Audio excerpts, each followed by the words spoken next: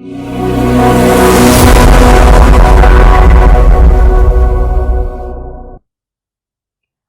वालेकुम dear students, कैसे हैं आप सब? My name is Anam Rabbani and I am your teacher of social studies for class 4। बच्चों, हम पढ़ रहे थे chapter number 6 water and power और आज हमने करना है इस चैप्टर का वर्क पेज। तो चलिए शुरू करते हैं। तो हमारे पास आपके वर्क पेज पे पार्ट ए है, look in a dictionary and find out more about these things. अब उसने आपको कुछ टर्म्स दी हैं जिनके मीनिंग्स हमने यहाँ पर लिखने हैं डिक्शनरी से देख के। So the first term is reservoir. What is a reservoir? A large natural or artificial lake used as a source of water supply. What is it? It is a large natural यानी कि जो कुदरती तौर पे हो और artificial या पर बनाया गया हो, man made lake used as a source of water supply. Water supply की सोर्स के लिए यानी कि पानी की सप्लाई के लिए it is a large natural और आर्टिफिशियल लेक, एक कुदरती तौर पे बना हुआ लेक या फिर मैन मेड आर्टिफिशियल जो बनाया गया हो वाटर स्टोर करने के लिए।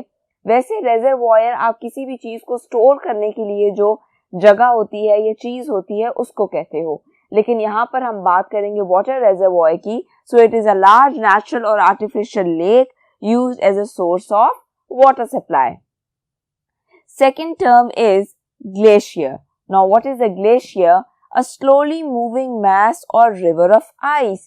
It is a slowly moving यानी आहिस्ता आहिस्ता से मूव करता हुआ mass और river of ice. ये बहुत सी आइस अगर एक जगह इकट्ठी हो जाए तो उसको हम कहते हैं ग्लेशियर। और ये क्योंकि स्लोली मूव भी करता है इसलिए उसने कहा है स्लोली मूविंग मैस और river of ice. A glacier is usually form during winters. जब बर्फबारी होती है, मौसम बहुत ठंडा होता है और अगर ये गर्मियों में मेल्ट होना शुरू हो जाए तो फिर पानी बढ़ जाता है इन रिवर्स एंड लेक्स, क्योंकि मेल्ट होकर पानी जाता है रिवर्स और लेक्स में। और क्योंकि ग्रेजुअली हमारी अर्थ का टेम्परेचर ज्यादा होता जा रहा है, आपने नोट किया होगा गर्मियां लंबी होती जा रही हैं और गर्मी पड़ती भी बहुत ज्यादा है। तो अब ये होता है कि जब ग्लेशियर्स मेल्ट होना शुरू होते हैं और एक लिमिट से ज्यादा मेल्ट हो जाते हैं तो फिर आ जाते हैं सैलाब, क्योंकि दरियाओं में पानी जरूरत से ज्यादा हो जाता है। Our next term is dam. Now what is a dam? A barrier that stops the flow of water and raises its level, forming a reservoir used to generate electricity. Barrier हम कहते हैं रुकावट को, तो डैम क्या है? It is a barrier, एक तरह की रुकावट that stops the flow of water and raises its level, जो कि क्या करता है? It stops the flow of water, पानी के बहाव को रोकता है। और नॉर्मली डैम्स बनाए किधर जाते हैं? On the upper part of river, जहां पे पानी का भाव तेज होता है, पानी की स्पीड तेज होती है। It stops the flow of water and raises it's level, और उसके लेवल को बढ़ा देता है, फॉर्मिंग अ रेजरवॉयर। रेजरवॉयर की बात हमने थोड़ी देर पहले की, वो क्या होता है? अ लार्ज नेचुरल और artificial lake used as a source of water supply. तो अब वो आपसे कह रहा है कि डैम में ये होता है कि it is a barrier that stops the flow of water and raises its level, forming a reservoir used to generate electricity. और ये क्या काम करता है? It forms a reservoir और later on वो पानी यूज किया जाता है to generate electricity, to produce electricity. इसीलिए किसी भी कंट्री में डैम्स का होना बहुत ज्यादा जरूरी है, और खास तौर पे उन इलाकों में जहाँ पे बारिशें ज्यादा होती हो वहां पे डैम्स का होना भी ज्यादा जरूरी है, क्योंकि डैम्स का ये फायदा होता है कि वो पानी को स्टोर कर लेते हैं, तो उससे फिर सैलाब भी नहीं आएंगे, पानी स्टोर हो जाएगा और फिर बिजली बनाने में यूज हो जाएगा। Now what is a barrage? An artificial barrier across a river to prevent flooding and aid irrigation. तो पहले हमने बात की डैम की, and now it is barrage जो कि एक आर्टिफिशियल बैरियर है, यानी कि मैन मेड बैरियर है, बनाया जाता है, एक तरह की रुकावट। बैरियर मैंने आपको पहले भी बताया हम किसको कहते हैं, रुकावट को। So it is an artificial barrier across a river, जो कि किसी दरिया पे बनाया जाता है to prevent flooding and aid irrigation. Prevent यानी कि किसी चीज को रोकना, फ्लडिंग सैलाब। So it is an artificial barrier across a river to prevent flooding and aid. Aid हम कहते हैं मदद को, हेल्प को, इरिगेशन। इरिगेशन मैंने आपको बताया था चैप्टर के दौरान कि हम उस सिस्टम को कहते हैं जिसके थ्रू पानी रिवर से, लेक से फसलों तक पहुंचाया जाता है। तो इसलिए बैराज जरूरी है क्योंकि वो प्रिवेंट करते हैं फ्लडिंग को, वो पानी को रोक के रखते हैं, उसके बहाव को रोक के रखते हैं, उसकी स्पीड को कम करते हैं, एंड एड इरिगेशन, और इरिगेशन में हेल्प करते हैं। बैराजेस क्या करते हैं कि वो कैनाल्स में पानी भेजते हैं, उसकी वजह से आगे से इरिगेशन के लिए पानी यूज किया जा सकता है। इनके डिफरेंट गेट्स बने हुए होते हैं जो पानी को एक डायरेक्शन देते हैं और उसकी तेजी को, यानी कि उसका जो प्रेशर होता है उसको कम करते हैं। Now let's talk about our next term, that is a resource. Now what is a resource? It is a stock or supply of something. यानी किसी चीज की सप्लाई या किसी चीज का स्टॉक। स्टॉक हम कहते हैं जब हम किसी चीज, ज्यादा सी चीज को जोड़ के रखते हैं, उसका स्टॉक।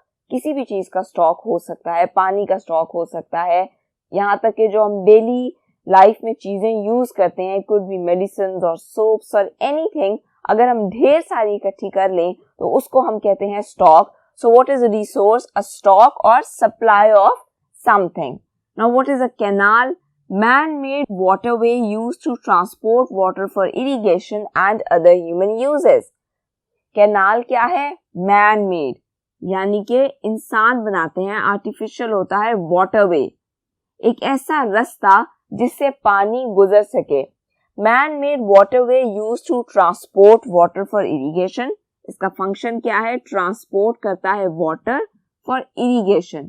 हमने इरिगेशन की बात थोड़ी देर पहले की। So it is a man-made waterway used to transport water for irrigation and other human uses. और इसके अलावा भी जो इंसानों की जरूरतें होती हैं, जो पानी से पूरी होनी होती हैं, उनके लिए भी कैनाल्स वाटर सप्लाई करते हैं। So these are man-made waterways, artificially बनाए जाते हैं ताकि पानी मुख्तलिफ जगहों पर पहुंचाया जा सके। Next term is hydroelectricity. Electricity produced through power of moving water. Hydro का मतलब होता है वाटर। तो जो टर्म है वो खुद ही ये बता रही है कि जो इलेक्ट्रिसिटी वाटर से बनाई जाती है उसको हम कहते हैं hydro electricity. So it is electricity produced through power of moving water, यानी तेजी से चलता हुआ जो पानी होता है उसकी पावर से, उसकी ताकत से जो इलेक्ट्रिसिटी बनाई जाती है उसको हम कहते हैं हाइड्रो इलेक्ट्रिसिटी। उसमें एक्चुअली होता यह है कि पानी के तेज बहाव की वजह से टरबाइंस मूव करते हैं। टरबाइंस मूव करते हैं तो वो जनरेटर को पावर सप्लाई करते हैं और जनरेटर्स मैकेनिकल एनर्जी को इलेक्ट्रिकल एनर्जी में कन्वर्ट करते हैं। And what do we get in return? We get electricity. Next term is turbine, a machine for producing continuous power in which a wheel is made to revolve by fast moving water, steam or gas. ये क्या है? It is actually a machine for producing continuous power. मुसलसल power produce करने के लिए use की जाती है। In which a wheel is made. और एक्चुअली इसमें क्या होता है? एक wheel to revolve by fast moving water, जो कि रिवॉल्व करता है, घूमता है by fast moving water, तेजी से मूव करते हुए वाटर की वजह से। Steam, it could be steam, और गैस, या फिर गैस की वजह से। यानी कि टरबाइंस को मूव करने के लिए सिर्फ वाटर ही नहीं यूज हो सकता, देयर कुड बी स्टीम और गैस। लेकिन जब वो मूव करती हैं, उनके अंदर जो व्हील्स हैं वो मूव करते हैं, they form mechanical energy, providing it to generator, converts it into electrical energy, और हमें मिलती है electricity. So what is a generator? A machine for converting mechanical energy into electricity. आपने अक्सर जनरेटर्स का नाम सुना होगा, खासतौर पे जब लोड शेडिंग चल रही हो तो फिर जनरेटर्स यूज होते हैं. लेकिन जनरेटर्स करते क्या हैं? They are a machine for convert करना होता है, एक फॉर्म से दूसरी फॉर्म में चेंज करना, कन्वर्ट करना. सो it is a machine for converting mechanical energy, that is a form of energy into electricity, जो कि मैकेनिकल एनर्जी को इलेक्ट्रिकल एनर्जी में कन्वर्ट करती है और फिर हमें मिलती है इलेक्ट्रिसिटी.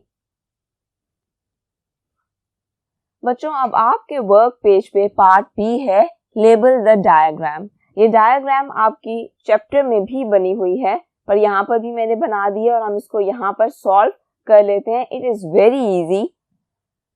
सो जो ये ड्रॉप्स आ रहे हैं, it is rain. So here we are going to write rain. उसके बाद रेन से जो पानी आता है, जो रिवर्स में, लेक्स में बारिश की वजह से पानी होता है, वो कन्वर्ट होता है वाटर वेपर्स में. क्यों कन्वर्ट होता है वाटर वेपर्स में? सनलाइट की वजह से.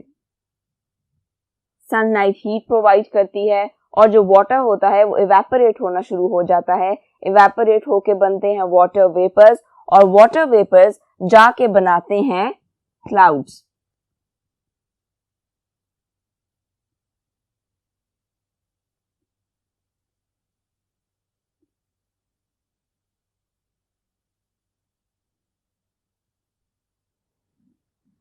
जब क्लाउड्स हैवी हो जाते हैं विद वाटर वेपर्स, तो वो फिर देते हैं हमें बारिश, या फिर अगर शदीद सर्दी पड़ रही है, टेम्परेचर लो है, तो होगा स्नोफॉल, या होगी बारिश या फिर होगा स्नोफॉल.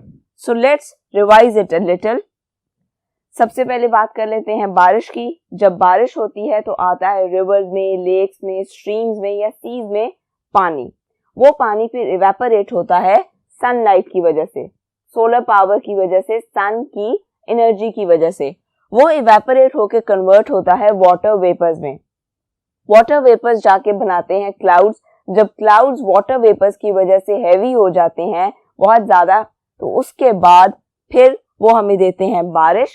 और अगर किसी जगह पे टेम्परेचर बहुत लो है, बहुत ठंड है, तो वहां पे होगा स्नोफॉल. और नॉर्मली जो स्नोफॉल है वो माउंटेनियस एरियाज में ज्यादा होती है, क्योंकि वहां पे माउंटेन्स की हाइट ज्यादा होती है. इसीलिए उसने आपको यहाँ पे शो कराए डिफरेंट फॉर्म ऑफ माउंटेन्स. तो यहाँ पे हमारा वर्क पेज खत्म होता है और हमारा चैप्टर भी कंप्लीटली खत्म होता है. आपने पूरे चैप्टर को अच्छे से पढ़ना है और रिवाइज करना है. अपना बहुत सा ख्याल रखिएगा. अल्लाह हाफिज.